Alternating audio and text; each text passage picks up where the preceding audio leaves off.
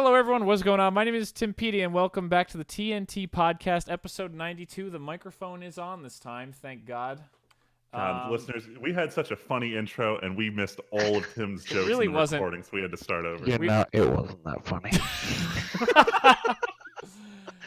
Because I didn't get it. Yeah, thankfully you guys don't have to enjoy the Magic the Gathering bad joke that was just for me and Friedman, because take two meant we cut it, but we'll get back to it later. But before we get into the actual top podcast, as I said, I am Timpedia, and on my right, I'm Friedman, also known as Andrew, but mostly known as Friedman. with a new microphone in his new apartment, so that's it's a pretty little cool. echoey, so I apologize if the thunder of God The is thunder. in the background of my recording. And sitting in for Tyler this week, who didn't give a reason why he ditched us, but we wanted to not skip 3 weeks in a row because we are missing next week. We have Tyler's replacement, Aiden. Hello, the Amazing Aids. Aiden the Amazing Aids. Fantastic. You know, it's kind of weird being on, like, the production side of things and listening to the things that happen in podcasts when things go horrifically wrong. Oh, yeah. Oh, yeah. I want to tell you I appreciate it. Got to peek behind the curtain, yo. Yeah, absolutely. But we're going to pop into our topics pretty quick here. We don't have a ton to talk about. Plus, we're saving a few things for when Tyler's back in 2 weeks. Because Freeman and Tyler have an important film to go see next week. Movie event of the year. Konosuba. I The can't. Megami movie. But we'll hear about that in 2 weeks. But for now, we're gonna just pop into a few quick topics. Like I said, starting with the first trailer in a while that I have watched, the second trailer of a show for, the Mandalorian second trailer. I think the final one came out. And I'm pretty hyped for this show. Not going to lie, it looks like the best thing in my mind since Rogue One for Star Wars. And apparently I get a free year of Disney Plus because I pay for unlimited data with Verizon, which is not an ad for Verizon. Hashtag corporate chill. Seriously, please don't. Guys, don't go and just listen to podcasts and just buy the shit they peddle. By the way, this week's episode is sponsored by... Forget it, I'm not even making this joke anymore. No, but It's a good joke. I'm definitely excited for The Mandalorian, but Aiden, I know from the botched recording of a minute ago that you are not nearly as excited. I'm not. All right, I am very on the fence about this because Star Wars, as of late, has done me dirty. Agree. What? And I no, just impossible. What? I mean, Nani? So, I am cautiously optimistic about it, but I'm not putting all of my chips in right now. That's fair, but I will ask this. Did you watch this new trailer? Yeah, I have seen the trailer. Okay. It is not a bad trailer. I totally understand being reserved about Star Wars. We've talked about it so many times on here about how I just care less and less about Star Wars. Like, you know what I almost forgot? The next Star Wars game from Respawn comes out the same day as Disney Plus next Tuesday, a week from today. Really? Yes, it does. The Star Wars game that everybody forgot about. I'm gonna Let's Play it. It's gonna be my first Let's Play in a long time. I am gonna Let's Play it for YouTube, but man, I've heard that what we have seen is not what the game is, so that's another thing I'm cautiously optimistic about in the realm of Star Wars, because I do really like Star Wars. I like the world. I have like a bunch of books that I've read through. Oh, really? You've read some of the novels? Yes, I have. Oh shit. I've read oh my god. And now my brain has ceased to function. Yeah, I'm eagerly waiting to hear because I've read basically every book. I mean, like, I haven't read a ton. The guy I work with, Mike Korovich. Oh my god, did I just dox him? Oh no. I don't Just think kidding. you did. I think you're okay. He gets me into a lot. He's gotten me into a lot of the books. Like some Revan stuff about like KOTOR 2. Wait, what? Well, KOTOR and KOTOR 2. I don't know if that's like official or not. Whatever. The only official book pertaining to Revan is from the Old Republic, but that's more related to, like, that's the book takes place like a few years after KOTOR 2, but it's mostly about stuff related to like the Empire in the Old Republic, like the MMO. It's not really tied to like KOTOR stuff. Sorry, the SWOTOR, I suppose, would be the more appropriate. I don't know. The Revan stuff. That book was okay though. I that was read probably that was one of the like best. Death Troopers. Death Troopers. Of course, I you read one of the weirdest books in Star Wars. I like that weird? a lot. It's zombies in Star Wars. Ooh. There are 2 I don't books like about it. It's pretty cool. That was the first one that came out. It's about Han and Chewie come across a prison ship that's zombified. And then there was a prequel called Red Harvest about how the Sith created zombies in the first place like 1,000 years ago. And then I think the book ends where they like launched the last virus into space, and then it's supposed to be like thousands of years later this prison ship picked it up, and that's how it kept going. I can't remember. I read them both once. It's so weird to read about zombies. I thoroughly enjoyed that book. But like, I know it's not related, but I honestly kind of got some vibes from the new trailer for that kind of stuff. Because, like, the imagery, because in the beginning of I'm assuming everybody that's listening to this has watched the trailer, or anybody who cares will have seen it. That's a better way to put it. Just to clarify, I haven't seen the second trailer just because I've started adopting Tim's mentality of if I'm already going to watch it, I don't need to see any more. Woo! So I didn't watch the second trailer because I'm like, I'm going to watch. One of my buddies is getting Disney Plus, and we're on this whole account sharing thing. So I'll have access. I mean, yeah, like everybody else, it's fine. Like I said, like, I totally agree.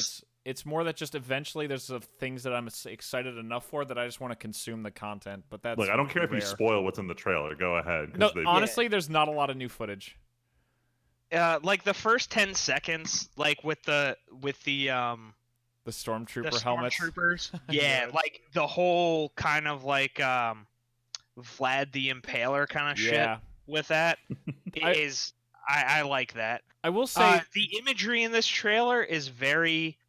I like the imagery in this, in a lot of it, and I like the whole. There are some subtle callbacks to some stuff, like you bring back the whole. Oh my God, what is it called? Yeah, what are the you whole talking freezy about? thing. The freezy thing. Carbonite. Yeah, frozen carbonite. Yes, carbonite. Which is God, weird. I have not seen these movies. Which is the only reason that's weird is because that was like a spur of the moment thing, supposedly. Like, if I remember correctly, actually, like that's not a common thing. That was just because they were on Cloud City and they had the machinery. It's not like it was just what was on hand. It's not like everyone who chases down a bounty freezes them alive in carbonite. It's not like a standard method of preserving people. You know what though? I hope they make that a standard method of preserving people because I find possible. It really dope. I will say, Freeman, thinking about it more, if I remember correctly, the trailer kind of implies what the overarching plot is. It seems like it's kind of going for one of those like rogue Imperial officer sets up their own little fiefdom kind of things. Gotcha. And there's a bounty out on this officer who like runs a military force or something. I don't know. If I remember correctly, I did only watch it like once or twice because it doesn't have the same sick music as the first trailer did. Yeah, I mean, this was a good trailer, and it's given me the gentle hope. I honestly didn't like the first trailer. Wow. First trailer got me just so hard. I really just didn't care. Wait a minute, that came off really. Yeah, I know. Just keep it rolling. I say shit like that during the week shit all the time. Did not mean to say it like that. Holy shit. Because Tyler uses the same phrasing for the meaning you didn't intend a lot. Yeah, of exactly. Oh my God. Yeah, it's all good. It's all good. Though it looks cool, but I'm going to hold my breath on this one. Are you gonna watch it? I will give it the old college try. I can promise you that. Are you planning on getting Disney Plus? He'll get access. My mom and my stepdad are big fans of all that shit, so I'll probably steal their account. That's fine. So yeah. Wow, we talked about that for a lot longer than I thought we would. Holy smokes! Hey, Luckily, Star Wars, man, it'll luckily, go. this is very quick. Yeah, really, Star Wars on here is usually ends up inevitably dragging. But this is a very quick one. This is just very exciting for me. Apparently, Sony officially added an Into the Spider-Verse sequel to their movie slate, April's 8th, 2022, which is very far away. Nothing to get excited about yet, but even just knowing that Sony's going to make a sequel to that movie that I absolutely loved, I'm very excited for a sequel to this movie to be definitely in the cards. I need to force myself to actually just sit down and watch it. I've caught bits and pieces, but like every time I So watch good. it, I understand the frame rate is part of the aesthetic, but I can't stand it. Like it just feels so choppy. It doesn't watching last the whole time. I was initially in this camp. Having watched it now, I am actually very excited for this movie. I wasn't hype for the Spider-Verse when it was announced. Right. I watched it, and this was the surprise of the year for me. Freeman, I didn't expect it to be nearly as good as it was. I know it's silly to just say it's an artistic choice, but legitimately it's part of the actual events of the movie to have the frame rate be bad in places. All right, that's interesting, but at the same time, it's disgusting to watch when it's that choppy. I mean, have you never played a PlayStation 1 game before? Do I look like I still play PlayStation 1 games? I don't know, man. I don't know. Are there any still emulate Persona shit. games that were on PlayStation 1, or are they all PS2? Well, all right. So I played the remaster for PSP, which was much better. But No, I'm really excited. Like I've never been like a huge Spider-Man mark. Like I know Spider-Man is supposed to be the biggest hero and superhero on the planet. And I liked him in the MCU stuff recently, but I liked but didn't super love or anything the original Spider-Man trilogy. I've never been like super like, yay, Spider-Man. I've always been like, yeah, he's all right. He's like neighborhood guy, but his powers are kind of meh. But this movie absolutely blew me away with how it was. Everything about it I just love. So I'm incredibly excited for a sequel. I don't know if they're gonna like play into kind of the end of the movie where they kind of imply like there might do more multiverse stuff, or if it's gonna be a more focused story about Miles going on. But either way, I'm incredibly excited to see what the team that did the first one could come up with again. I'm just glad Sony has some type of Spider-Man franchise that they can work with, that they're not just going to fuck up royally and have to pick a new actor. It's going to be weird going forward, yeah, with that whole thing, but yeah, it's nice to have this. Yeah, this is its own unique thing that no one is, like, Disney is not anywhere near, like, a Miles Morales thing. Yeah. So. Yeah, honestly, the whole Avengers thing happened. All that was a thing. We don't need to get into it. Now it. I would like to be back to, hey, this is this superhero doing their thing in their world and nobody else kind of like fucks with it. I would like to see more of that again. Like less crossover-y stuff? Yeah, like less like the whole universe kind of stuff. Like if I want to go see a Spider-Man movie, I just want like isolated issues. Like you want to see Spider-Man doing shit in New York City and nothing else. I think I do think that's where we're going. I mean, maybe Spider-Man and Venom, like, but they're very closely interconnected. So like, they're part of the same set. Like, I don't think you would ever make one without the, like, obviously they made one without the other, but they would never be like, this is completely unconnected. I know what you mean, though, and I think we're going that way. Like, Captain Marvel was kind of like that, where it's, like, there's been this thread of, like, Nick Fury showing up and everything, but outside of that... And I mean, if Nick Fury wants to show up and say hello, like, that's fine. But I just... For right now, I don't want to see another Avengers. I mean, I don't want to see, like... the whole cast of heroes coming together. No, and I don't think you will. I just want to see that, hey, these have been resolved. We're going back to our lives now, and everything is cool. Kind of thing. I don't think we talked about it. I thought I saw a post on Reddit or something that there was a leak that maybe the next Avengers movie would come in like 2022 or 23. It sounds kind of 2022 feels soon. It does, but I mean, I- we are at November 5th, 2019, so yeah, but if you think about it, like the way Marvel movies have been doing it, like pretty much 3 a year now, that's Yeah. only like 6 movies before we start getting into like an Avengers mode. Plus, I don't know. That's so far off, it's not worth talking about, and I don't even know if that was what the leak said. Maybe it was like 2025 for all I know. I don't really remember it that well, but I totally get what you're saying about like going back to just focusing on like a hero or a team of heroes and not really going for this galaxy spanning thing. And I think Marvel knows that, and they're going to do that. I really do. Like Black Widow next year is just a prequel, so it's kind of got its own thing going on and all this other stuff. and that's what I want to see more of. For right now, obviously, like we did the whole Endgame stuff and in the Infinity War and like the giant galactic badness is gone now though. So like, hey, let's take a step back. I want to go see a Spider-Man movie. Yeah. I want to go see a Thor movie again. Well, I want to I go feel see like I this feel is like me. Spider-Man I'm doing my thing. Leave me alone. I feel like Spider-Man was that in a lot of ways. It was more just also trying to leave in like Tony's influence kind of thing. It was just enough that it's in the same cinematic universe without being about the cinematic universe. Yeah, absolutely. I think the Spider-Man movies did it the best, as far as that stuff.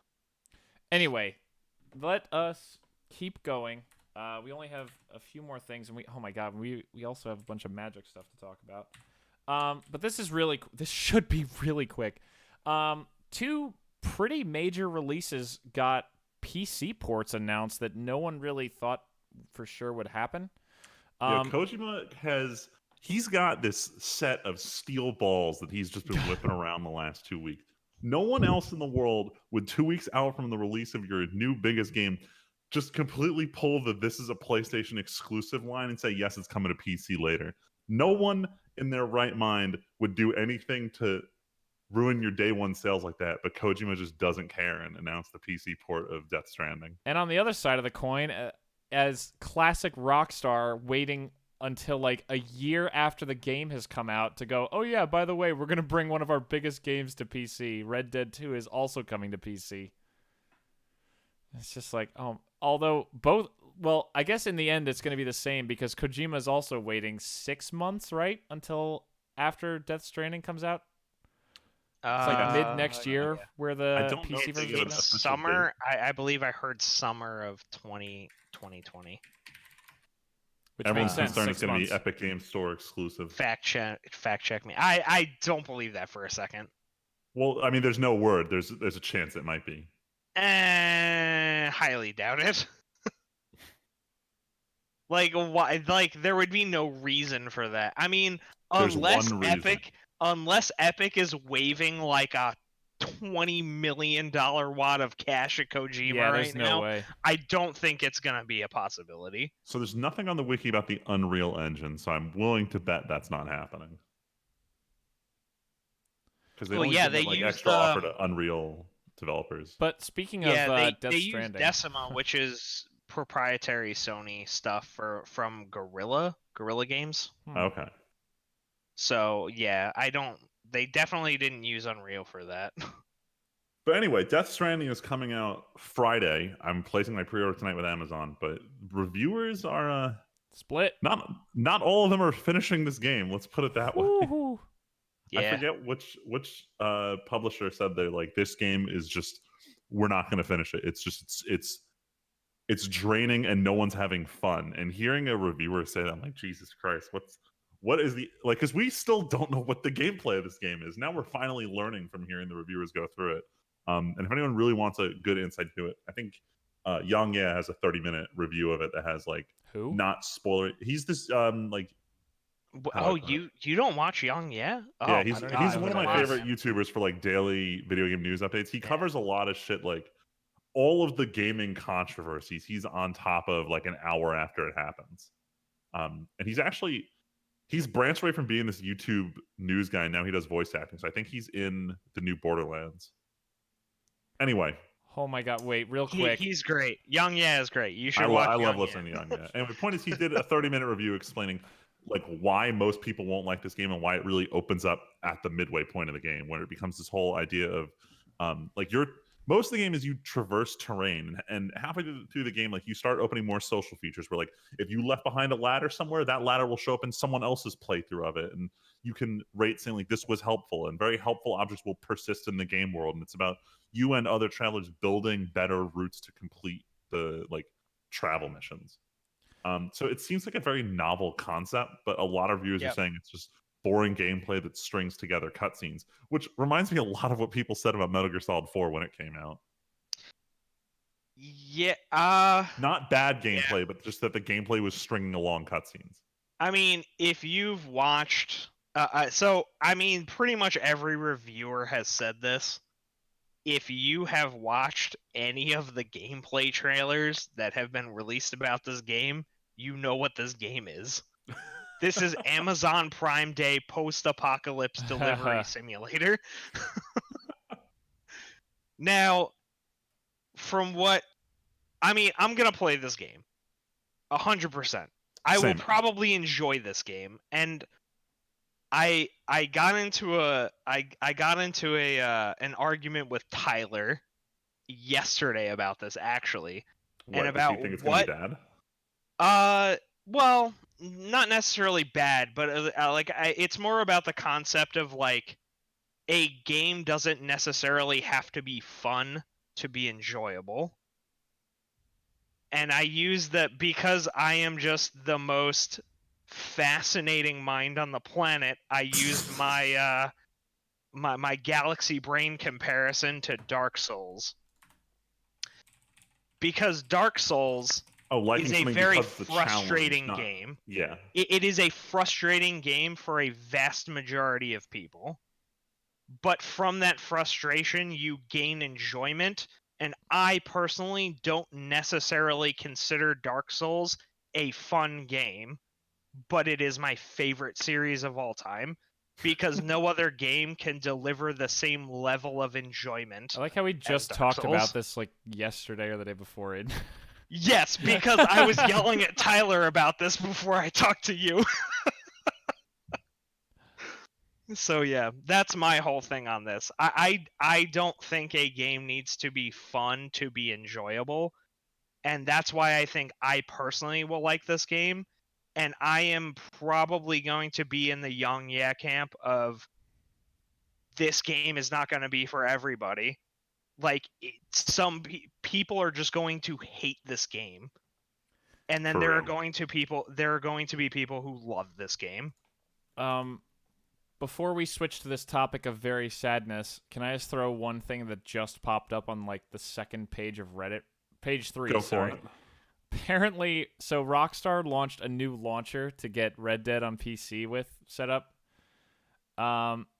This is the title of the post. Rockstar, you've really outdone yourself. Not only did you opt to spend time and money to develop yet another launcher application, but it is already certified hot garbage. My Rockstar account password is 32 characters, yet your launcher will only accept passwords of 30 characters or less. Oh my god. Wow. That's actually that UI amazing. team. That's actually amazing. But speaking of amazing, Oh no. truly amazing, Oh, how much time to Freeman's cry. heart is just broken daily by this. Why is Pokemon bad? So my heart isn't broken. My heart was already shattered going into this week. Yeah, we're treading on the corpse of his heart right now. But as is tradition with Pokemon, it all starts with the starters. All anyone ever wants to know when a new Pokemon comes out is what do the starters evolve into? And Game Freak, for some reason, decided that with it was with Sun and Moon, and then also with now Sword and Shield, they are just not going to show anything. We don't know what any of the starters evolve into. We don't know anything outside of the 12 new Pokemon, and that an undisclosed number of older Pokemon will not be in the game. But someone, and bless this guy's soul, got an early copy of, I think it was Pokemon Sword, and he started playing through and just was tweeting out pictures, along the way. We got to see what all of the starters evolve into. I'm very, very depressed with what they did with the water starter. I don't know who. There's a Pokemon from the last generation called I think it was Salazzle. Let me pull this up real quick. Yeah, Salazzle. If you guys want to Google this Pokemon has a very odd How do you look. wait? Hold on. How do you spell this? Salazzle. Is this the dark lizard gecko thing? Yeah. So with this Pokemon, it was this cool looking poison lizard, and the whole idea is that the females are very rare, and when it evolves, it becomes Salazzle. And Salazzle had this weird eye shape to it. It was very slender and had this. And I know Tyler's gonna get mad at me because this is pandering to the furry community, but it had this. You know what? It had this Tyler's seductive not eye here. design. Tyler's not here. It had this seductive eye design that I thought was really unnerving on a Pokemon, and I hate this Pokemon because of it. So they go and they show up at or they don't show up. The leaker shows up at the water starter evolves into, and he's got this same fucking overly sexual narrow eye, and I'm like, Jesus Christ, like what are they doing with these designs? So the leaks come out more and more. A lot of Pokemon have new forms. There's like 80 new Pokemon in the game. I don't fucking get Game Freak. You design 80 new Pokemon when you complain that you don't have room for more, and then you straight up don't use it in any of your marketing material. We didn't know that 75 of these existed. But the most egregious part is that we were going in assuming that of the, I think, 893 Pokemon that are out there, that maybe 550, 600 would make it in. Nah, we got 320. We're at sub 40%. What? Yes. Is it that bad? Yeah. None of the starters except for the Charmander line are in this game. None of the legendaries from any generation are in this game. A majority of Hoenn and Sinnoh have been deleted. Everyone is just like in shock because here's the thing. They did a poll, I think it was 3 months ago in Japan, about what the top 100 most popular Pokemon are. Of those 100, only 23 are in, and half of the top 10 aren't. I legitimately don't know what to say about that. Everyone this is news like, to me. Everyone's flipping. They're flipping out. Like you go to the Pokemon subreddit, everyone's on like damage shoulder. Like how did it get this bad? Like is someone from Nintendo going to address this with Game Freak? And everyone's like pulling up interviews with Masuda, the director of the Pokemon games, where it's like he straight up said the opposite of stuff. And it's like no, we're not going to cut this. A year ago he said we always want to make sure you're able to move your Pokemon forward. Now it's coming out that the service that you use to hold on to your Pokemon in between is going to cost $20 a year, and you can't connect it to your Switch unless you're paying the $20 a year for Nintendo Online. So it costs you $40 to keep your Pokemon in this cloud account indefinitely because there's no other system to export them to, and it's bad. Everyone is livid this week, and now like I don't know, pitchforks are getting out. So apparently they don't give a shit about the U.S. opinion. It's all about Japan. And the whole announcement that the Pokedex was getting cut wasn't like ever made official in Japan. Like it was part of an interview done at E3 where someone asked an off-the-cuff question and someone answered. They still haven't made an official like press statement in Japanese regarding the Pokedex cut. So when they actually find out about it, Japanese Twitter is going to murder them. You say that. No, like you don't understand. I mean, I cannot wait for this to happen. I want heads to roll. They're ruining this franchise, and ruining the 8-year-old me is just very mad. I mean, I was gonna check out Sword and Shield, like just cause, but this, I'm out. I can't do it. I'm not gonna reward this kind of egregious disrespect.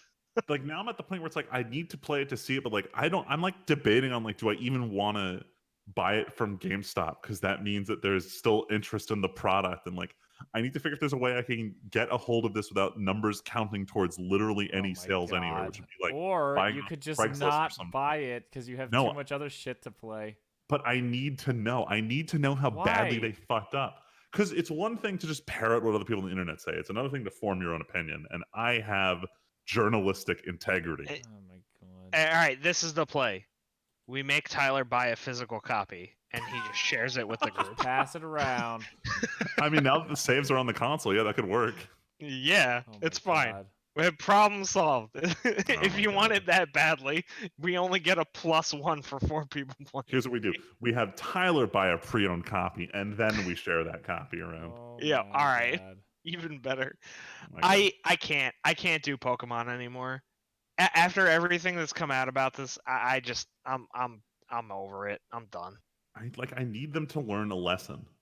Like, there's a really How good many thread times on do the we Pokemon. have to teach this lesson, old man? There's a really good thread on the Pokemon subreddit saying, like, how is Nintendo accepting this? And they go through the list of how every single Nintendo franchise has had a banger game for Switch that some of them had to get delayed in order to be the best game possible. Sword and Shield have less Pokemon than Diamond and Pearl. There, I said it. What the fuck is Game Freak doing? Yeah, I just don't understand it. I mean, like, you have been maintaining this series for what, like 20 years now? Yeah, and it's like And, all like, development stopped in 2012. what are you doing? I don't get it. I really don't. Like, At this point, I'm convinced it's Masada. Everyone's pulling up all these interviews about how he runs the show and how he doesn't want Pokemon to be created by a team of more than 20 people because he's afraid that then he loses direct communication to Oh people, my which makes it sound like God. he's a micromanager. And it's just Yeah. like, all right, so if he wants to say, oh, we couldn't fit him in because of the Pokemon animations, fuck you. There's a separate company called Creatures Incorporated who has 2 jobs. They design the Pokemon and they animate the Pokemon. None of that is done by Game Freak. So he can't use that as an excuse for not putting them in. He can't use balance as an excuse for putting He them in. can use whatever excuse he wants because he's just They going to can- say it and some people will jump to his defense. Because they still put the most broken Pokemon from last gen in it, but didn't include their direct counters. So they really didn't balance this game either. This is going to be the most unbalanced Pokemon game since Let's Go Pikachu and Eevee. All of his excuses are bullshit, and it's really annoying to watch this pan out. Yeah. Anyway, I'm done being angry. Are No, you? you're not. It's Don't okay if lie. you're not. Don't No, lie. Let No, it all I'm- out, man. I'm done. There's the leaks are out there. There's nothing more to know. I can't get any more mad about this than all my post game anger is going to be anger about what the developers do, not about Sword and Shield. I've come to accept the garbage fire that this game is going to be, but I want to know what's going to happen to Game Freak because this shit is terrible. Yeah. I feel like the only way they could have done what they're trying to do, which is what I think they're trying to do, is if they had come up with an original 151 or like 150, and then just this is a generation we're not doing any of the old stuff. I would have preferred that over this, to be perfect. Oh, you mean like they did with Black and White, where they just had a specific set and said this is all that's here? Yeah. Like, if they had done that, I would have preferred that over this, like, hey, this is just a hodgepodge of, like, all of our generations. The thing is, they just sort of did that with Let's Go Pikachu and Eevee. It was only 1 through 151, and nothing else was involved in that game. Yeah, and I was Although it wasn't perfectly new okay Pokemon, with that. I mean, I just I was wasn't okay okay with with the gameplay changes, but it's there's a lot going on here that's really annoying. Like the president of the Pokemon Company at the end of Switch's first year said he didn't see the Nintendo Switch as a success and wanted to continue development on the 3DS. He's since recanted that statement, but I think it's because Nintendo was like, please don't imply the Switch is worse than the 3DS. Like, please don't go down that route. I mean, I love my Switch. Luigi's Mansion, man. Everyone's hyping it up. I keep saying I might check it out. I can't. I don't have time. Yeah, you have It's too a many fun. other It's a games. fun game. But I might watch some Let's Plays because it looks interesting. It is a fun game. I have thoroughly enjoyed Luigi's Mansion 3. All right. Let's get out of Nintendo Land and head over to the coast. All right, Let's so talk the Wizards we of the got Coast. a whole lot of Wizards of the Coast. Also About known Magic the as Gathering. The Elk Company. Magic the Elkening. Magic the All right, Elkening. but before you get too deep in this, can I understand what Yeah, the so elk I'm is? gonna here. There's an easy way to do this. I'm gonna copy a picture and post it in Discord. This is a planeswalker that came out in the last set, named Wait, hold Oko, on, Aiden. Thief Do you know how of Crowns. to play Magic? Yes, he Yes, does. I know how Magic. Just works. checking. All right, so this is a What do you think, planeswalker. I'm some kind of peasant? Oh my god. Look, we're required to ask this question This all is- the time. This is a planeswalker that came out in Throne of Eldraine called Oko, Thief of Crowns. He is a 3-mana planeswalker, 1 blue and a green. Starts at 4 loyalty. He has a +2 to create a food token, which is just an artifact token that says pay 2 life and tap it and sacrifice it to gain 3 life. Sorry, pay 2 mana to sack. 2 mana, sorry. His +1 is target artifact or creature loses all abilities and becomes a green 3/3 elk creature. And his -5 is to exchange control of target artifact or creature you control and target creature and opponent controls with power 3 or less. So basically you can elkify something and then trade any of your stuff away for it. Okay. This card has seen play at this point in every format it is legal in. Yes. Vintage, and it's Legacy, winning Modern, in every single format Pioneer, it's legal in. Commander, Brawl, and Standard. I mean, this seems like a very good card. So it's deceptively good, though, because at face value, it doesn't seem like it does all that much. Like, yeah, you're turning my thing into a 3/3. That's still going to kill you. Well, the thing is, he can go to 6 loyalty on turn 2 if you play a turn 1 ramp card. In Standard right now, and in most formats, in fact, if that resolves, that is basically unkillable. There is no way to kill a planeswalker at 6 loyalty without a destroy spell, a counter spell on turn 2. Yeah, I remember reading this at first and thinking it wasn't that good because if you look, so I'm just going to talk through each ability when I read it the first time. When I first saw what food was, I thought, food's not that good. There might be some synergy with it. It might be the new energy of Magic. Whatever, that's decent. His -5 is not a game-winning effect. And His when I saw -5 is useless almost. when I saw the whole gimmick of his thing is make someone's thing a 3/3 and then exchange for it, my first thought was, you just got rid of all the abilities on it. It's only a 3/3. Like, what the fuck do you want it for? So when I first saw it, I really didn't think he was like a game-winning effect, which is how we used to evaluate planeswalkers. But he's not necessarily a game-winning effect. He's a game-controlling effect because that +1 effect. So what's the term I'm looking for? There's a card in Magic that is good enough to see play in Commander. It's called Beast Within. It's 2 and a green for an instant that says destroy target permanent. Give its controller a 3/3 beast token. Oko basically has Beast Within on a plus ability. So it's removal that you would He can normally remove spend 3 almost mana and a anything. card for Yeah. to do his effect every single turn. It invalidates a lot of strategies. Yep. So I think the example pros have given is there's 3 major strategies kind of in Magic. If you get rid of the idea of combo, there's small creature aggro, there's big creature mid range, and then there's control decks. And the idea is he has 2 big loyalty for small creature aggro to matter. He gets rid of any good threats that mid range would have, and he comes down too early for control to reasonably deal with them. So there's never a stage in the game where he's not a great card, and that's problematic. Yep. Yeah, I can see how this is actually kind of a fucked up card. Yeah, he's ruining a lot of formats. So he is, like I said, Standard is this is probably the lowest Standard has been since Kaladesh.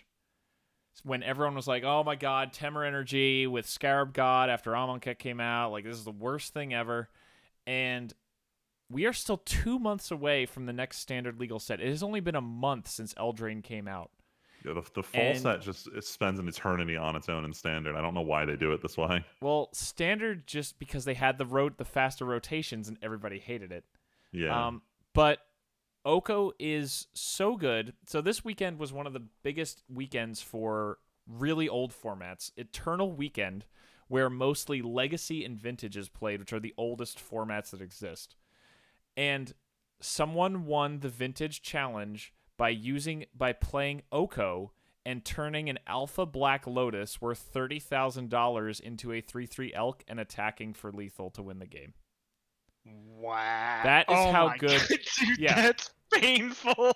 That is how good Oko is. It's so stupid. It's so fucking stupid. So the fact that Oko sees play in Vintage, and it's seeing play in Legacy, it's got Modern play, Pioneer, which we're going to talk about in a little bit because that's a big deal.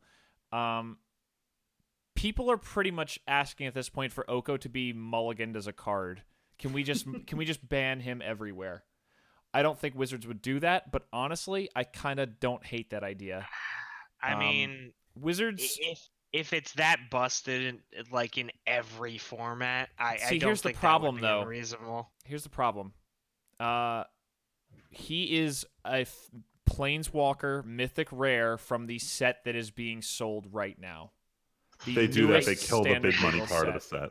This card. Yeah. So a few years ago, when Magic Origins was out, there was a card, Jace Vryn's Prodigy, who was a part of the 5-character cycle of Flipwalkers that were creatures that were famous Magic characters that flipped into their Planeswalker form. He alone pushed standard prices higher than they had been almost ever. Where standard I think it was decks like $70 in standard or something. He was the closest a card has come to being a standard legal card that hit $100.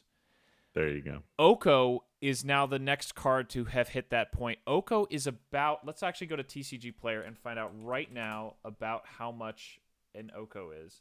And keep in mind, for standard, you're basically guaranteed to need 4 of these. Oko is currently at a market price of... I think he dropped ever so slightly because there's a lot of ban fears right now. He is currently at $34. Like you said, mostly because people are afraid of bans, which is justified because so to jump to one of the things, we have more bannings to talk about, but just today, Wizards announced that Oko is emergency banned in the Brawl format. Because Brawl is like, Aiden, you know Commander, right? Yes. You know how it works with the 100 cards, legendary creature. Brawl is Yeah. basically a standard legal version of Commander, where it's only sets that are legal and standard, but instead of a creature, you could also have a Planeswalker. So everyone just took their Oko standard decks, filled it out with a bunch of blue and green cards, and put every turn 1 ramp card in standard to get their turn 2 Oko. And guess what? Having Oko in the command zone is just as good as having 4 Okos in your standard deck.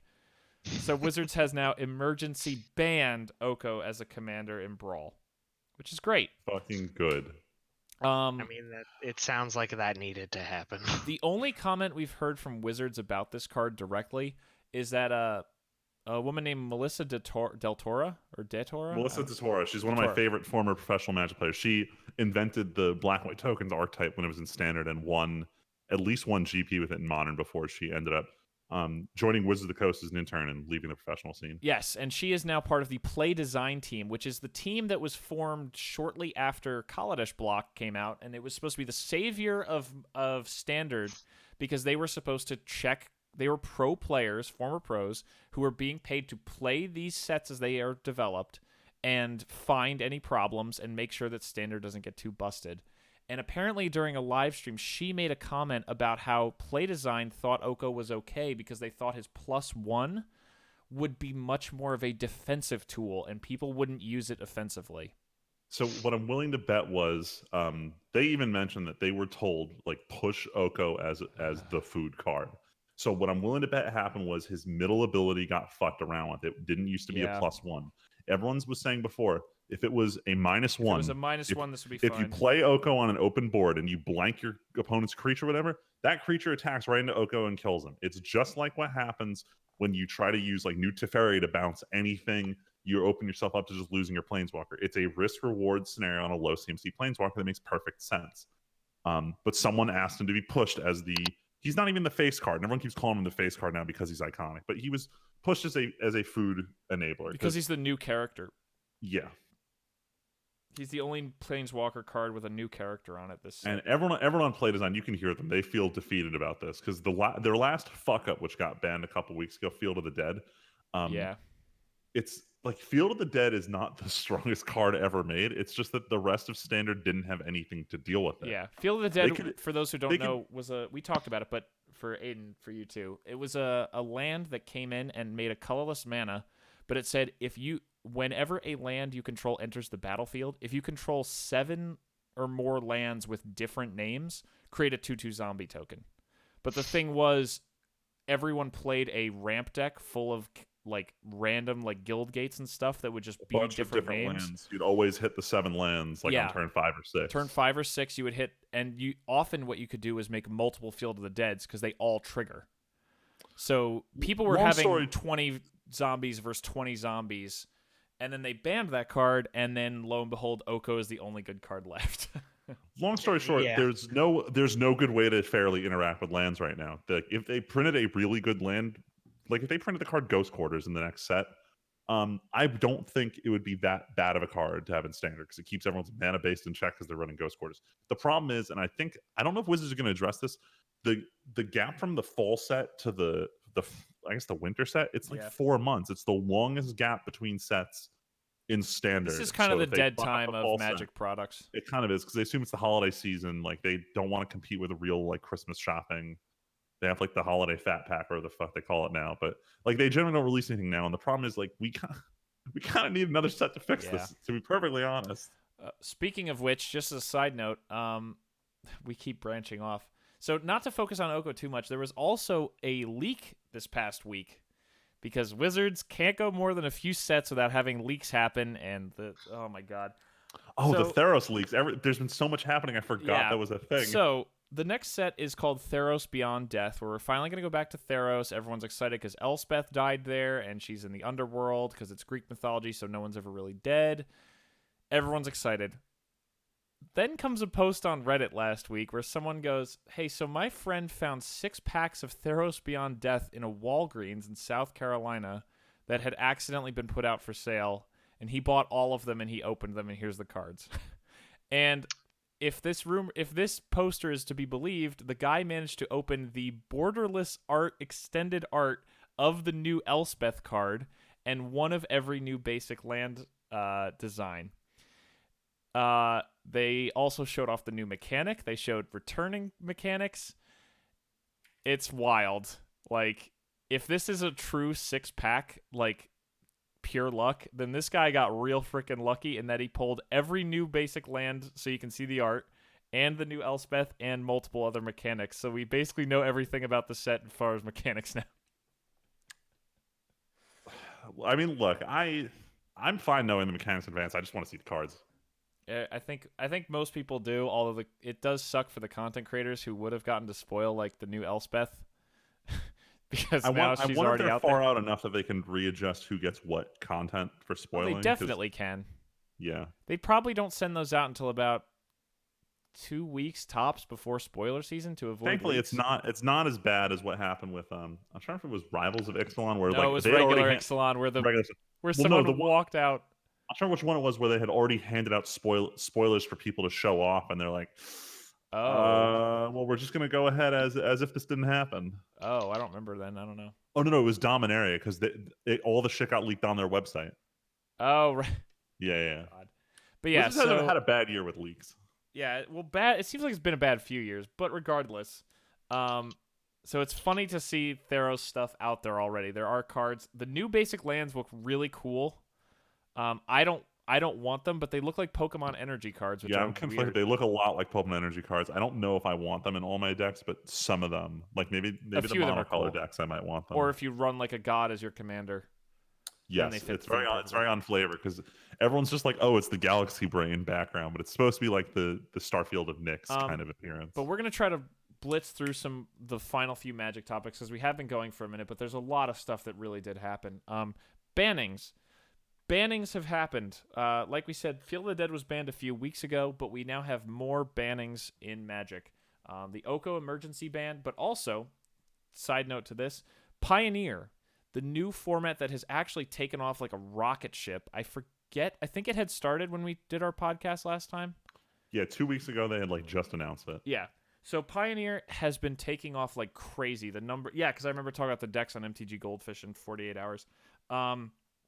Pioneer has been doing incredibly well, and Wizards announced every Monday we are going to leave open the possibility for a ban and restricted announcement in Pioneer, which is insane. Like, just to clarify, it's only the remaining Mondays of the year. So they said for the next 8 weeks we're going to be evaluating the format, and then after that we'll be returning to the normal format. So yesterday was the first time we had these bans open, and 3 cards were banned. Felidar Guardian, paying the sins for Saheeli Rai, no, it's its own sins, but Panharmonicon decks are sad like Saffron. I think the problem is just that they can never create like flicker effect into Pioneer without it getting problematic. Well, they can't flicker permanents. That's all. It just can't flicker permanents instantly. Like Charming Prince doesn't matter. They also banned Oath of Nissa and Leyline event of Abundance, which were both really pushing mono green devotion way ahead of everybody else. Which makes sense. That deck seemed unbeatable when Saffronov played against it in a video or two I watched. Anything involving that ley line is stupid. Even when people would have some jank combos in standard for it, the second you can start playing 5-mana shit on turn 2, it's like... Which is also tied to Oko with Nissa and everything, but we're not going to get back into the standard. Standard is a garbage fire. As a side note to how popular Pioneer is versus standard, a company called NRG that does like a small tournament series, they announced earlier last week, hey, so our standard tournament this weekend only has 2 people who signed up, and it's a $5,000 tournament, and there's only 2 people who are signed up. We're going to cancel it. And the community went, don't do that, replace it. So they said, okay, we'll do the first ever big Pioneer tournament in paper. And then they had a few hundred applicants, and they have now hosted the first big paper Pioneer tournament data set. Like, we have the first big data about Pioneer from a tournament, which is hilarious, and apparently went really well. But yeah, so Pioneer seems really cool. I know I was cool on the format because I like watching Modern, but Pioneer seems like a brewer's paradise right now. At first I was like, oh, it's going to be like Modern, but without the missing cards. And I think the strategies are going to be distinct enough that they're going to be both worth watching as formats. I mean, Panharmonicon's playable, which is good for Saffronov and good for me because I fucking love Panharmonicon. Plus, like I said last time, seeing Kaladesh cards be played again is just... I love that. I love that set so much. It's so cool. What else? Oh, so last 2 things, I promise. We're almost done. Wizards, we talked a little while ago, they announced a product called Mystery Boosters. I did not realize the first time we're going to see what's in them is this weekend at MTG Richmond.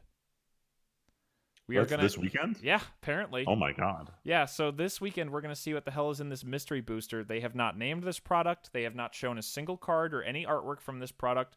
So this is the closest we're going to come to the original quote-unquote intended Magic experience of no one knows what's in this until it is opened on camera this weekend. Oh, didn't they do that with what was the master set they did it with? Iconic Masters? But they showed off a bunch of cards beforehand, just not all of them. Oh, they This time we don't even know. They showed off like 5 or 6, and we had a vague idea of what the theme might be. And they named themes and stuff. This we have no info whatsoever, other than the reserve list cards are not in this. I'm willing to bet they're gonna reprint. Oh fuck, what's that card? It's so strong. Tree of Island. That's the card they're gonna reprint. Island. Sorry, that was a really bad setup for that joke. So I'm kind of excited because we're gonna see what's in this booster. I highly doubt it's new stuff. It's probably gonna be like a reprint thing. But that's interesting. But important news for us at the end. Commander.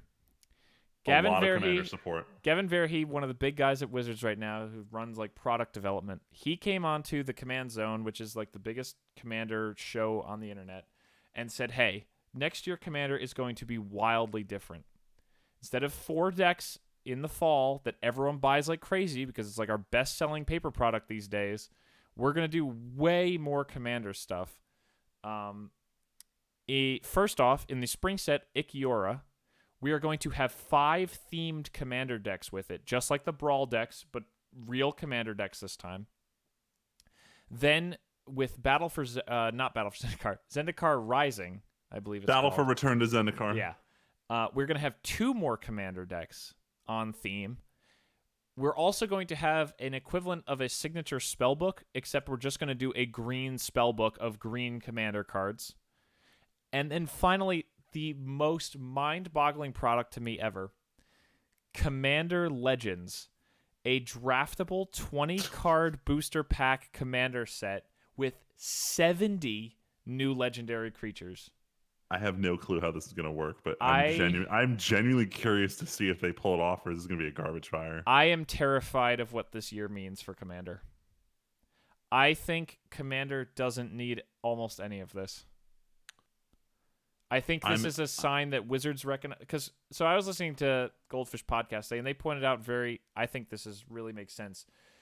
Wizards seems to be delineating what products go where Standard is Arena, Magic Online handles all the Eternal every non-rotating format from Pioneer up, and then Commander is the big paper product.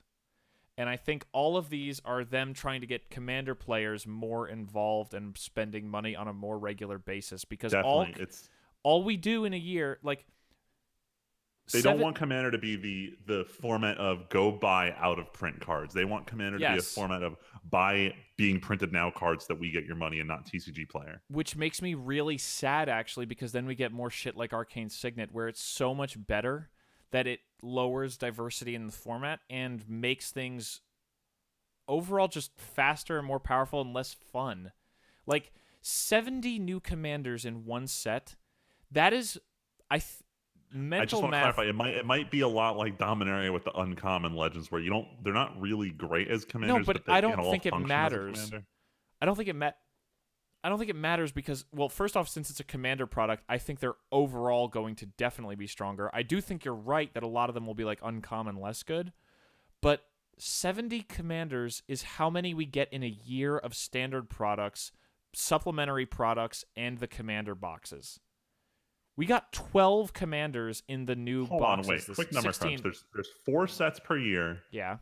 And there's how many supplementals? There's usually probably 2. And then 2 the commander print brand new cards, not just reprints. Sure. So there were 16 in the commander product. All right. So there's 6. Generally speaking, there's at least 5 legends. I'm going to round up to 10 legends now because they've been a little more generous. So from standard only sets, we're getting 60 legends a year. So they're going to more than double that with this set alone. Yes, that's what I mean. Yeah. I'm saying actually, that's an you insane... consider there's 4 decks, usually get 3. Yes, there's including the commander decks, that's 72 a year without any other supplemental products. And this one product is going to match an entire year's worth of legendary creatures. So you know how the professor has that video about how each thing is going to kill Magic the Gathering? I don't think this kills anything. This is going to kill Magic the Gathering. No, I don't want to sound that horrified, but I am worried. It's going to change. It's going to change Magic the Gathering. I'm going to say that much. I wouldn't want this to be what happens every year because, like, it's fun as a commander player to look in and see how Magic changes and ebbs and flows in standard and all this shit. But I get to sit back and play my same commander deck every week at my friend's house and just tweak and just take it slow and less crazy. And I feel like Wizards isn't willing to let me be like that, and it kind of sucks.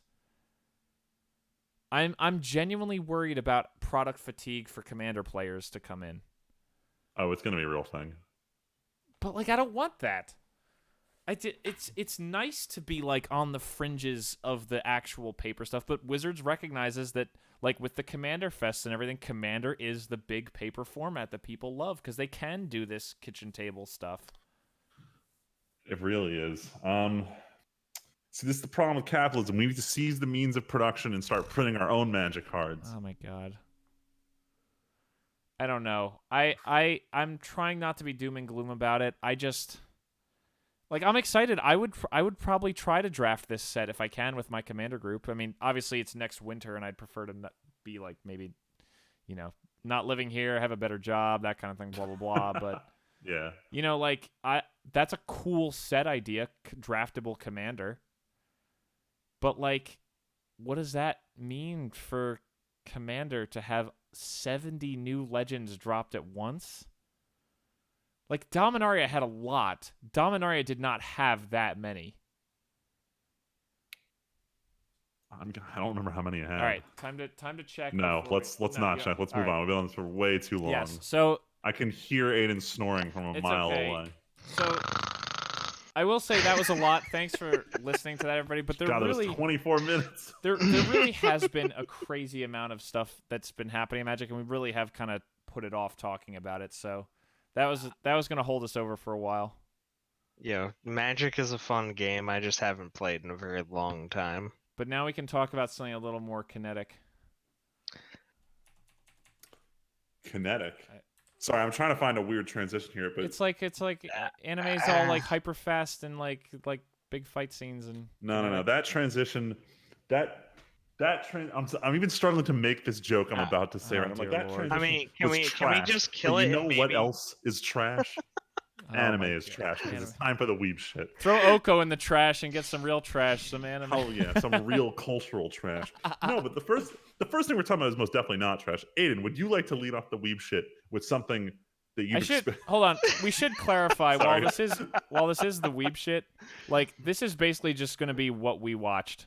Yeah, Like listeners, we're just moving into weeks. There's no real news Sure. from Freeman. Listeners, This I is know, a that hybrid. I know that everyone usually fast forwards about 50 minutes into the episode because they know that the weeb shit is basically the topic at this point. But unfortunately, I do not have a lot of news for you. I've been kind of busy. I haven't been able to dabble in what bullshit the community's doing these days. I'm behind on so many shows, but what few ones we did get to watch, we're going to talk about this week. And we're starting with that JoJo's Bizarre Adventure because I, like a casual peasant, am only on part 4 of JoJo. It's okay. That's better than like 80% of the anime community right now. That's fine. JoJo has been an absolutely insane ride for me right now. All right, cuz like it starts off as a perfectly normal anime. And then It's fine. it just ramps up the flamboyance at some point, and you didn't even notice it, and suddenly it's just like I don't know what suddenly to do everything's anymore. everything's purple, and some dude's flexing backwards, and there's this weird like cat stand hanging out, also flexing backwards on top of this dude, and they're also all in Technicolor while pointing at some dude who's got characters flying around, like, and that's normal. That's every just This is the standard state of the world. that's like beginning of any given plot line is that scene I just described. Absolutely. All right. So I've literally only watched episode 1 of Diamond is Unbreakable so far, Oh boy. and it has just been a complete derailment of which is a weird fucking thing to say when it comes to JoJo's Bizarre Adventure. Oh my god. But So like, without spoiling it, I'm going to tell you why I love part 4 of JoJo. So part 1 and 2 are all about this. There's a set mission the protagonist is going on. Part 3 is here's a set mission that all the protagonists are going to go on for 52 episodes, and it's like Jesus Christ, this one thing dragged on. With part 4, the author's like, let me do the closest thing I can do to like daily life in this town. There's no main objective. It's just about the characters going about their day, and it's a very interesting take on it. And then when part 5 rolls around, he's like, let me try and balance those two ideas. Let's have a group of JoJos go, and they're on a mission, but they're just gonna like loosely fuck around in between. And it's fun watching him change the complete direction that JoJo as a series goes to, trying to figure out what he wants to do. And that's why part 4 is definitely the most unique, because there's no objective for like the first half of the show.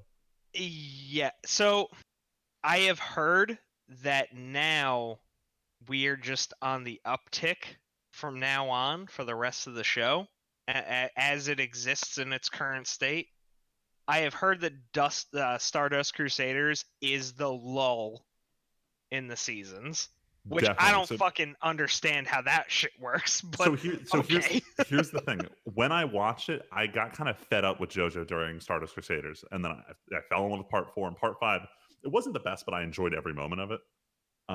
Going back and rewatching JoJo to show my friend, part 3 is way better on the rewatch, because with the first time you watch through, you're like, oh, what the are they gonna get to Dio? And then slowly realize, no, we're on episode 50 out of 52, and they're not at Dio yet. But when you rewatch it, you're watching it to just enjoy the individual episodes. You're like, oh fuck, this is the one where like that little Stan sneaks into old JoJo's ear and he screams, "Oh my god!" like 50 times in a row. Like that's the shit. That's the shit you end up watching that season over for.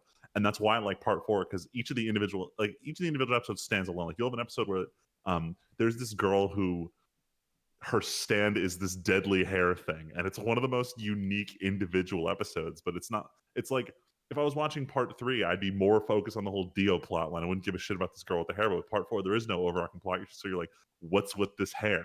Like that. That's why part 4 is magical for me, and I'm sure you might understand this more as you watch more of it. Mm. But it's definitely like individual episodes. Like the author definitely got way more creative with stand powers this season. I can already tell from episode 1 that we're just on some other shit right now. Like, I'm trying to. Does he do something with a glass of water in the first episode, or? No, the whole he does it with the rock, right? No, No. No. Well, maybe. No. I So don't like remember the first episode of part 4 anymore. the first episode is with Josuke and like Jotaro meeting Josuke. Yeah. And Josuke has the weird fucking stand that is like basically Star Platinum, but he just heals things after he fucks them up, but in a fucked up way. And Yeah. I'm like, oh, okay, that's nice. But then the more I thought about it, I'm like, but how is this shit gonna like? There's just gonna be some crazy shit that happens with this in the future that's gets just gonna super blow my creative. fucking mind. Yeah. Crazy Diamond is a amazing stand. Are you watching on Crunchyroll Where or Verve? Yeah, we're watching it on Crunchyroll. So part yeah, 4 is the start where they realized that so with part 3 all the stands were named after like tarot cards. None of them had like too heavily musical references. With part 4 every single stand is a band name, and they were so afraid of getting sued they had to change every single name in the subtitles. So so it'll be like go Crazy Diamond, and you just see the subtitles Shining Diamond, and it gets really awkward with like there's one stand Red Hot Chili Pepper. And they clearly say "Red Hot Chili Pepper," but the subtitle just goes, "Oh, go hot peppers," and it's just like Jesus Christ. This is, like it's annoying to read it and hear something completely different. Yeah, well, I mean, I'm okay with it because this has been a thing since the very beginning of the show. I forgot that, and it's been fucked up like pretty much the entire time. I forgot. So I originally watched it before it was on Crunchyroll, so I saw like part 1 and 2. I saw the original like subtitle names, but I forgot that like they changed like Wemu, Cars, Essie Desi, even like the vampire dude at the beginning of part 2 fights JoJo at that bar. I forget what his name is. Real quick. Yeah. Two things. One, We're rambling about JoJo. Well, that too. But apparently Giga just put up a video about I saw Devil's a Part-Timer. I was going to tell you. Which I was going to say we just watched that and loved it. But also, we have coming into the podcast late is Tyler. Tyler! Tyler. Did he? Hello? Tyler? Oh, shit. Oh, no. Oh, no, my Live? mic was muted. There we There go. he is. Live good job. on air. An hour into the podcast, he managed to dodge all the magic talk. What Tyler- We're just doing a magic episode. Yo, I feel like this was. Oh, planned. what's the Smash meme of someone getting an invite or something? Yes. He got the invite to his Got own the invite podcast. back to the podcast. Everyone is here. Do you want an invite call to your own fucking podcast? Tyler, Please. we're actually just on Weeb shit / what we watched and stuff, and they're just rambling man, about Yeah, JoJo. we're rambling hella. about JoJo. I Tyler, go ahead. What did you watch? I watched JoJo with Aiden. No, got not real more. sad. Damn it! Real sad. What? I didn't watch JoJo, and these guys have been going on for a hot minute about shit I it's don't JoJo. understand. Yeah. But what? Shit. Wait. Well, I watched JoJo. We watched Spirited Away last week. Oh, nice. Oh Ooh. fuck! I didn't Yeah, even get Aiden. to that. I was no. I was definitely gonna bring that up. I just didn't yet. I watched that with Val Recently or just in general? a little while ago. It's real good. So we saw it at one of the Fathom events. I know I told you guys, but Nice. for the listeners. Yeah. Um, That was actually my first Studio Ghibli film. So, Oh, nice. Oh, wow. yep, it was fucking weird, but I loved every minute of it. That- I don't know. Would you say that was your first Studio Ghibli film?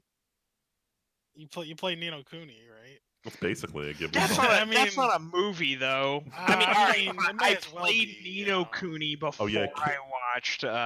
Kingdom Hearts was my first Disney movie. Oh my Yes. God. Absolutely. I mean, I'm joking. I'm saying that's like the comparison you're making. you know, well, Tyler's just gonna do some weird fucked up shit. well, how am I doing some weird fucked up shit? What? Fuck you, Tyler. Just kidding. I love you. I don't know. I was like, I don't know what I did. I just came in late. That's all. Yeah. What were you doing, huh? Huh? What was I doing? What was more important than friendship, Tyler? What was more important than the Weeb shit? All right, so There are if y'all ships want of to know. wood and ships of steel, but the best ship is a friendship, It's a Tyler. Oh my friendship. God. The flesh is weak, gold is strong. Yes. Jesus, Pirate's life for me. that was retarded. Shit. Wait, oh, what was I doing before that? So I was supposed to go to this dinner, and that actually fell through again. Sick. And then you guys were gonna do your magic thing. I was like, you know what? They want to do a magic episode real bad. And then we invited Aiden. Yeah, I'm like, It's oh, fine. we're just gonna we do still the talk podcast. About, we still talk about one card for like 20 minutes. It's fine. I mean, you can look at Hey, the we got some timestamp, other stuff. Tyler. We got some It other was stuff. basically half hour of magic. Oh, I know. Now you know how Just Tyler feels. Really every week of the podcast. Usually it's not that long. There was lots to talk Usually about. it's not that long. Can we stop complaining? You guys are ruining the Weeb shit. God. Yeah, I Yo, know. JoJo. Tyler, what do you think about JoJo? Yeah, fuck JoJo. Fucking. Yeah, all right. You know what? All right. It hurts. Here's my legitimate criticism of JoJo so far. JoJo season 1, literally the best outro in fucking anime history. Yes. Fucking roundabout. The memes, the music, it's great. The memes and the music. Season 2, the best protagonists. The Pillarmen were fucking awesome, and they have the best theme music. Oh my god, the Aztec dubstep. Yo, turn down for Wamu, dude. Turn down for long. And then season 3 kind of started to lose me. Season 3 is carried 100% by memes and memes alone. Yes. Yo. Jagger. Jagger. Oh no! Oh no! Oh my god! Holy shit! Son of a bitch! It's all the only reason you want part is for that stuff. Yo, but wait, Aiden. What? We want to start talking about the weird shit we tasted that same night. Well, we're not gonna talk about. No, we fucking- totally are. No. First episode of Sekiro, listeners. Yes. I'm gonna make sure True y'all look then that of up. early 2000s culture. That is some culture. It's for you. called hentai and it's art. And then we watched the first scene of Monster Girls. I can't do it, dude. Wow, you guys really had a culture night, didn't you? Dude, we did. We did. It was a and, fucking weird night, all right? and yo, the stars aligned because Mike's fiance, our buddy who we were at, she usually comes to the garage and like we're all just chilling, but for some reason Of that night, course. she just decided to go straight to like her own little room. Never even bothered us. Nice. We're like, And wait a it's- minute. It was for the best, Tyler. Alright, Let's be honest. But you know what though? Even if she did come through, I wouldn't even be that awkward about it. We've watched some weird shit with her in the room. I could get into that, No. but I'm not. Hey, that's up to you, man. Nah, it's weird, all right? It's weird. It's weird Was stuff. it Kappa butt egg weird? No. No, it was Oh, I know what you're talking about. that. Talk about abominations. That anime shouldn't exist. I'm sorry. Vinland Saga, man, people need to start watching that. Please, Freeman, please catch up. Dude, I'm behind on Please, everything. I'm aware. Do you I'm not aware. hear the echo of God in his chamber right now? The chamber of emptiness. Just I know, I'm trying. But you want to know what the big problem is? Like, I'm already behind on like Chihaya Furu. There was a double episode last week, and there's another double episode this week. Oh, I'm now shit. like 4 episodes behind on this shit. Val yeah, better but be My watching. Hero didn't even come out this weekend, so I don't see what else you have to watch. So I guess I'll go into what I I'm watched. sorry. Real quick. Shokugeki no Soma? So on Mondays, I repeat, I don't see what else you got. So on Mondays, I How have my other anime squad, and we normally on Mondays will watch Dr. Stone and Hero Academia. But I've been always trying to squeeze in another show to watch, and we got through all of season 1 of Is It Wrong to Try to Pick Up Girls in a Dungeon? And I finally got them on season 2. I've been dying to watch this season, so we watched that instead of Hero this week. Oh, And despite the fact that JC Staff is pretty good at producing some shitty anime, Is it wrong to try to pick up girls in a dungeon season 2? I need to shorten it. Don Machi season 2 was a lot of fun to watch again. I'm working on season 1 of that still. it's an interesting show. A lot of people complain it's like Sword Art, but it's except for the main voice actor, it's not a lot like it at all. Yeah, It I kind of mean, hurt they came out like a Sword Art. season apart. is it better or worse than season 1 of Sword Art? It's different. It's not. All right, Like- yeah, I accept that. I'll say the action scenes, like the action scenes in Danmachi, are actually really good. And it's like when I was showing my buddies, we got up to episode 3, and I was like, man, maybe the show isn't as good as I remember. And there's a fight in episode like 4 or 5. I'm like, oh man, this is what I remember being good. And then there's 2 more well animated fights throughout the first season that are all just really, really well done. That make me actually recommend it, despite the fact that episodes 1, 2, and 3 might just be hot garbage for Danmachi. It's fine. I mean, It is fine. Tyler told me to watch Alicization. I still haven't yet because I haven't You don't. I haven't watched anything past episode 12 of Sword Art. You gotta suffer through the garbage to appreciate the diamonds. Absolutely not. You don't have to, because you know why? Yes. I recommend you'll have a better time with Vinland Saga if you want to get into anything different. All right. Now, I'm still skeptical on Vinland Saga. I haven't watched it, but thematically, I don't know how a Viking theme works in anime. Same way Ninja Is it- Villages work. Eh, Same Yeah, way but like pirates going to the ninjas- Grand Line Ninjas works. are like a Japanese Asian kind of thing. Are you implying us Western folk don't know how to fight enemy factions? I'm not saying that at all. I'm just saying I just don't know how it would like. I don't know how it jives with like stylistically. Okay, so if this helps deal with any tension you have about it, have you watched Attack on Titan? Yes. You know how Attack on Titan is like very inherently like not really Japanese? Yeah. The same studio is doing Vinland Saga. Oh, all right. Well done. So maybe that helps Problem solved. yeah, quell some of your fears about it. Yeah. Although I still haven't made it through season 2. Oh of my Attack on- fucking god. It's Of Attack so on Titan? boring. Ian's Season bad at 2? watching anime. Yo, Oh my season fucking 2 is God. boring as fuck. Tell me I'm wrong. Alright, that's it for the weeb shit. I'll see Whoa. you. That's there it for we the go. weeb shit. Dude, you gotta. get I'm to this working through it, but Shokugeki is so good. yo, Food Wars right now. Oh my god, it's almost Freeman's as if favorite episode ever came out this past it's week. like I directed the episode. Not only was it about Best Girl Megumi, it starred the character that I cosplay. It's like the writers knew that I'd be talking about it. Yo, but there was zero cooking this week. Yo, god damn it. Like This Yo, season this is cliffhanger show is hyperspeed. real annoying. Dude, this is like, hey, here's what the results of this other matchup. Hey, here's the results of this matchup. All right, see you next week, idiots. All right. So this, honestly, this kind of feels like season 2 for me. Or was that season 2? The whole Shokugeki stint where it was like there was literally nothing outside of the fuck. Everybody was just fucking cooking in the arena. You're talking about the curry Like, for just- contest. Fucking no. But like before. Before. Like it was very early on. Yeah, like literally it was just like fucking 12 The episodes autumn of tournament? Shokugeki.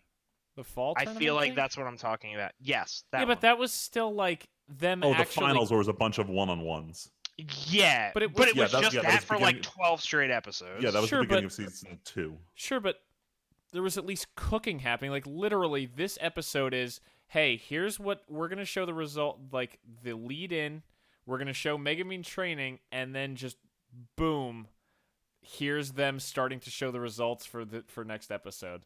There is actually like 30 seconds of footage of them actively prepping the meals. They're just showing the meals and then saying, "Oh, here's what I did to make the meal." It's like all flash back into the cook. There's no actual cooking and like reacting as things happen. Yeah. All right, maybe that was a bad comparison. No, it's fine. It's just this is definitely weird. It feels very fast. Yeah, I feel like they're trying to cover like too much at the same time. So much. I mean, I think they're 'Cause they, like- intentionally So- trying to end on a cliffhanger every single week. So what I was going to say earlier, Aiden, was Freeman pointed out to me that apparently the manga has really fallen off a cliff after this arc. Oh, they're not animating after this. I was gonna say it seems like there's no chance that this show gets animated ever again because also the r/anime like weekly results. Have you seen those threads? Or it's just the discussion threads. No one is talking about this show. This show was wasn't even in the top 15 anime threads on r/anime this past week. Upset. That's atrocious. Yeah, you know what? How do you think it fell off so bad, though? I mean, Honestly, do you want me to tell you why it fell off so bad? Yes. Writing, Tyler. People who cared about the plot line read the manga already. when So this everyone turns else into here crap. is anime only, and most anime onlys are very upset with the quality of this adaptation. So you have the group that was most passionate about it has already moved on a year ago, and now it's just whoever's left behind is talking about it. So we're gonna finish this season, and then no more anime of Food Wars. I was even saying to Val when we watched yesterday after getting back from our trip, I'm like, we're never gonna watch Food Wars again after the season's over. You're not going to be able to. No, But I know, that's even, what I mean. Even the Food Wars subreddit hasn't updated the sticky thread to include the current discussion. The one they have is for episode 2. Like even the Shogeki no Soma subreddit is doing it wrong. Doesn't care. I mean, Ugh. yeah. But luckily there are shows that are really good. Like Dr. Stone. Yeah, this week was great. Oh, Stone was great this week. Great episode this week. We are really turning a corner real hard now that we finally actually had contact. Yeah, for real though. I am so happy I finally have an anime that I can show people that isn't weird. Like Dr. Stone is a normal show. We've talked about this every time since the 2 episodes ago came up with the fucking medicine, and that other than that, the show's perfect for that. Like I've been waiting for an anime to show people that's normal. Like the closest thing I had was original Full Metal Alchemist, and that was already pushing the limit for some religious types. Dude, when they this episode had so many ups and downs, it was great. Like fucking tossing the little knife at the end, that was hilarious. Fucking faking a gun, oh my god. Yeah. Like let's just pretend that we have a gun that exists. Oh my god. But then pulling katanas out, holy shit! Talk about an upgrade. Yeah.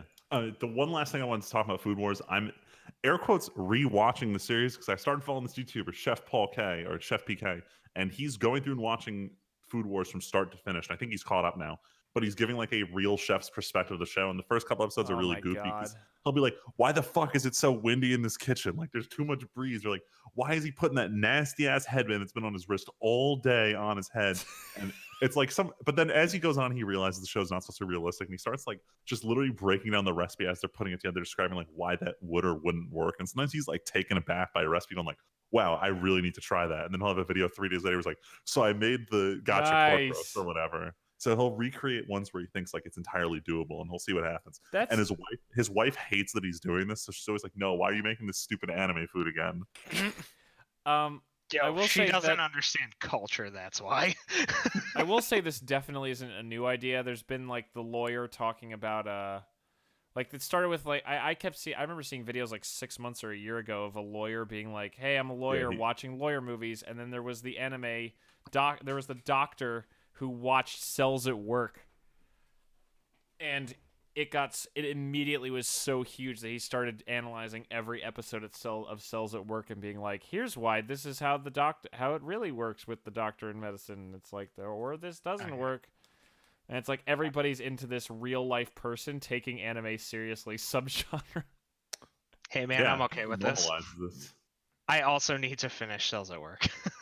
Jesus, It's you're so almost as bad as I am. See, but that's like Dude, so I'm pretty short. bad. I'm pretty bad at anime. Like you Dude, talk I about, haven't finished Konosuba yet. Leave me alone. Hey, you talk about fucking watching JoJo. Talk about a time commitment. Jeez. Well, all right, JoJo's a listen. group No, effort. we only we watch it when watch we all get JoJo together. once every couple weeks. Maybe. Actually, speaking of big selling, I don't know if you saw this, Freeman, but on r/anime they said that actually, or maybe it was I think I saw a Google headline that I know it was talked about as possibly happening, but Demon Slayer has officially surpassed One Piece in manga sales for the year. For the year. Yeah. Whoa. Interesting. I saw a Google headline of that yesterday. Furious typing. Freeman's like, I'm must trying to be confirm. discreet about it. I thought this mic wouldn't pick it up. No, it's super picking it up. Well, psych. I always hate No, that was perfect. It's fine. comicbooks.com as the official source, but yeah, they're reporting it. Oh wait, Tyler, did I tell you I finished Demon Slayer? What? Oh, finally? Oh yes, I It like only it. took I you like forever. where Demon Slayer is going. I'm Yes. on board. I'm ready. Let's go. Now, boys. did you watch the trailer for the movie? I have not. I know it exists. You though. should watch it either like back out of the call for 5 seconds and watch it, or just watch it after the podcast. Because there's not a lot there, but there's about 3 microseconds of fucking gorgeous animation that is very exciting. It's fine. It's like a minute and 50 seconds. BRB. Okay. Other than that, though, what else was watched? We talked about how My Hero missed a week. Or, no, we didn't actually talk about it yet. My Hero missed a week. Well, no, sorry. We mentioned it, but not why. Apparently there's a rugby thing, scheduling thing. Oh yeah. Fucking Japan and their weird, like, random sports events covering up anime. Yeah. Fire Force is back. Fire Force was really good this week. Yawn. I'm 4 episodes behind now. It's racking up. I will say the new opening is really weird. We finally got to watch it, and Val turned to me and was like, I really didn't like that. It's very like yelly, almost metal. It's super weird, different than the just rock of the original intro. Well, I like metal though.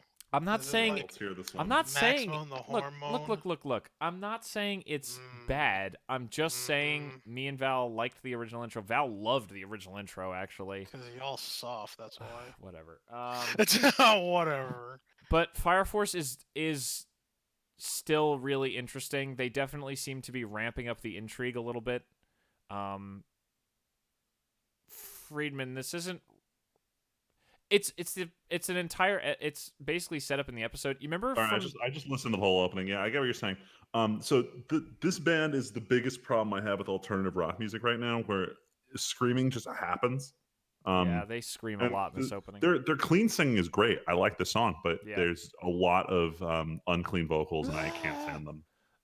The outro's pretty okay too, but also again probably not as good. But this episode, like I said, the intrigue is stepping up. You remember in the very beginning of the show that scientist guy with the afro? Yeah. Who was in like 1 or 2 scenes talking to the guy who what's his name? Like Ghost or something? Whatever his name was, or Joker, the guy with the cards. Yeah, the like essentially the villain group. Yeah. He actually joins Station 8 What the fuck? as a engineer / scientist for them, sent by the corporation. And immediately everyone's like, we don't trust him, and then we cut away. And we're going to go meet a cool new character who is also in that opening.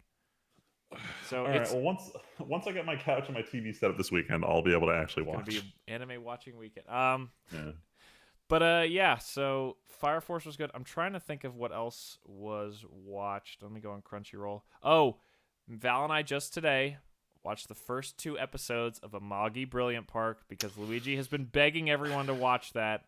I haven't heard him say it once. He's been Sorry, messaging we the in Weeb our chat. private Weeb chat that doesn't have you or Leslie, he Yeah. brings it up like every 3rd day. Like everyone should He's be like, watching. guys, Amagi. why aren't you watching Amagi Brilliant Park? It definitely seems interesting so far. It's a comedy slice of life. kind of it's like it's one of those premises that a few years ago would have been really unique, but is much less unique now, about how like mythical creatures rely on the attention of humans to stay alive. Oh, so Guardians of whatever. Or That like the movie. gods of Magic the Gathering from Theros, or Nah, like that shit's gay. I'd rather think of the it's just that, examples. hell. You Wait, fuck. so Tim, Nah. I'll ask you 2 questions about Sure. Amagi based on the first episode. One, could you immediately tell that it was Kyoto Animation? No, but that's Like, cool alright. to know that it is. So you're not quite there yet. They have a distinct style. Anyway, Okay. and the second thing is, how did you feel about every main character's name being a musical reference? So you had Didn't the main get guy that. Kanye being named after Kanye. You had Isuzu Nope. Sento, which means 50 cent in Japanese, Nope. and then you had the character Queen Latifah, who's very obviously parodying Missy Elliott. Don't know it. So God damn you. So you mean JoJo? Yes, it's sort of. So It's you just mean those three Mario, characters. but Catch with, that. like REO Speedwagon. Literally didn't catch that at all. Hey, don't Red insult Hot Best Girl Chili like that. Peppers. So anyway, Aiden, what'd you think? I'm hyped. Yep. I want more Demon Slayer. You like Demon that? Slayer. Demon Slayer excites me in a way that a lot of other animes just don't anymore. Do you like that 3 seconds at the end of the Flame Hashira? Ah, it's so good. There is something. All right, I'm not gonna lie. I fucking hated the animation style of Demon Slayer when I first started watching it. Are you talking about the random cuts to CG occasionally, or something else? It was actually just the overall style. I was bothered by the CG stuff, but I like got over that. Good. That's what happened to me too. But in general, the style just I don't know what it was specifically about it. I'd have to like sit down and articulate it and like think So about then it. what turned around? There were just too many moments that were just fucking gorgeous. Actually, it was like the mundane things that happen in it. I'm like, I didn't find it to be all that appealing to look at, especially with the CG stuff. The CG exacerbated it a lot. I'm surprised because I think this is like the best anime CG I've ever seen, pretty much. It was super noticeable for me. I mean, it's and it noticeable bothered me for a sure, lot. but it's like compared to like fucking like I love Overlord, but that show Everything looks else. like actual anus, like with the CG. It looks fucking trash. Yes. At least the models are pretty close to the like. Yes, they definitely do stand out when you can tell when it's happening, but compared to how a lot of shows just look like this blocky nothingness, at least these models are very close to the actual like animated characters. Yeah, they It's all did the about the whole frame rate. It's all Oh, about yeah, the frame rate. I'm telling you. that too. Well, it's like because if you render it at anything that's more than like 13 FPS, it's just super fucking it hurts. Like, which is why I can play like Dragon Ball Fighters, because the game runs at 60 FPS, but they actually animated the characters at 13 frames, and it looks like an anime. And that doesn't bother me at all, even though they're all 3D renders. So, like, the CG really bothered me. The art style bothered me. But then, like, the first time I watched him do, like, a fucking breathing the technique. water breathing. Yes. The water breathing. And it just washed away all your concerns. Yep. Oh my god. Honestly, yes, very good. It was it was a very good stylistic choice, I think, because it's like the whole water breathing stuff it doesn't look like it should fit in the anime, but it just fits, so it works very well, and I really like the way that it looks. Just need some of that Form 11 dead calm, and then everything looks great. Oh, it's so good. It really it has grown on me a lot, and I think at the end of it's a beautifully done anime. Only because it is 10:30, and I know we all can't stay on too much longer. Yeah, I gotta wrap this real quick. I'm falling asleep. Was there anything else that we missed that was watched this week or last week? I am in the process of watching episode 1 of Made in Abyss. Oh my goodness. Yes. This guy, he's watching every fucking anime under the sun right now. Made in Abyss is another. I don't what peeks over my shoulder one day. I don't like this. I don't like this art style. No, Tyler. Literally hated the way this looked until we watched Spirited Away.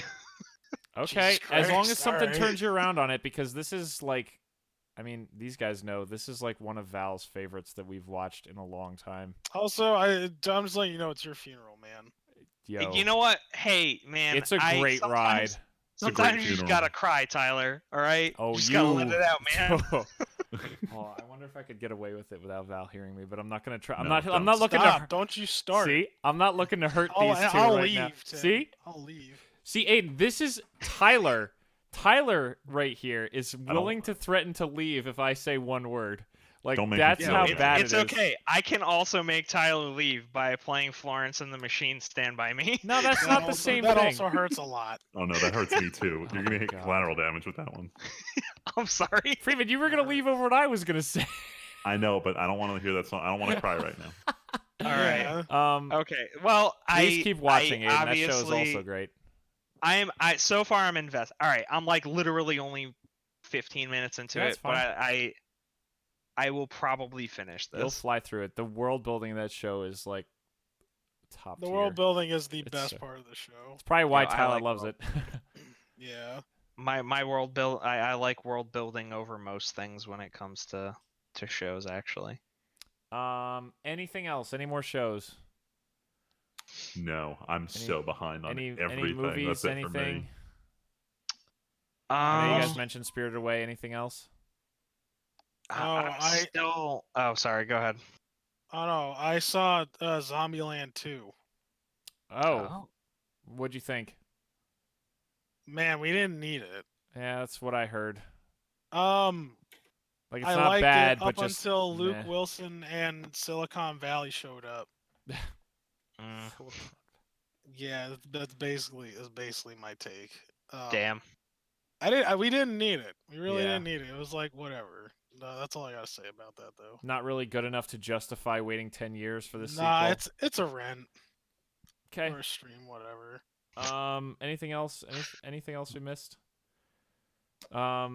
Any games? Real quick, I'll just say I finally beat Outer Worlds. That game's real good. Go get Game Pass and play the game. I don't care if you have almost no interest in it. Just go get Game Pass and give it a try. That game is real fun. Microsoft, please give us money. Yo, Yeah, I would fuck rather off. shill If for we them can't over get Verizon any day. Squarespace. Yeah, we can't even get Squares. No, if we can't even get a VPN website to fucking back us, then what are we even doing here? looking at you, Tunnel Bear, NordVPN. Crunchyroll. Express The Weeb VPN. shit could be yours. It's up for grabs. Crunchyroll, yeah, this whole block could be yours, man. Don't yeah, you want go- Friedman and Big Titty Anime Expert just talking about all your big shows? We'll hype up Dr. Stone. We're already doing it for free. Yeah. Oh, I forgot. I was anointed by Paul Jr.